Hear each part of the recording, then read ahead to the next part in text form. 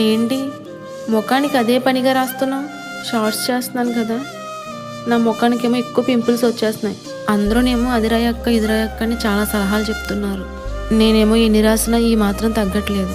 తగ్గినట్టుగా తగ్గుతున్నాయి, మళ్ళీ వచ్చేస్తున్నాయి. చివరి ప్రయత్నంగా ఏదైనా రాసి చూద్దామని రాస్తున్నాను. ముఖానికి మొటిమలుంటే ఏమైంది?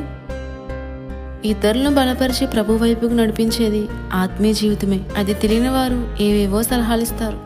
వాతావరణం పరిస్థితిని బట్టి, శరీరంలో కలిగే మార్పులను బట్టి వస్తాయి. అవేవి అక్షయరాజ్యానికి ఆటంకం కాదు. 127 సంస్థానాలకు అధిపతి అయిన అశ్వరోష రాజును, ఆ కోటలోను అనేకులను ఆకర్షించే విధంగా ఎస్తేరు ఉండడానికి కారణం ఆమెలో ఉన్న దైవికమైన విధేయతే. అటువంటి వివేకము విధేయతే అనేకులను ప్రభు వైపుకు ఆకర్షిస్తుంది గాని పైరూపం కానే కాదు.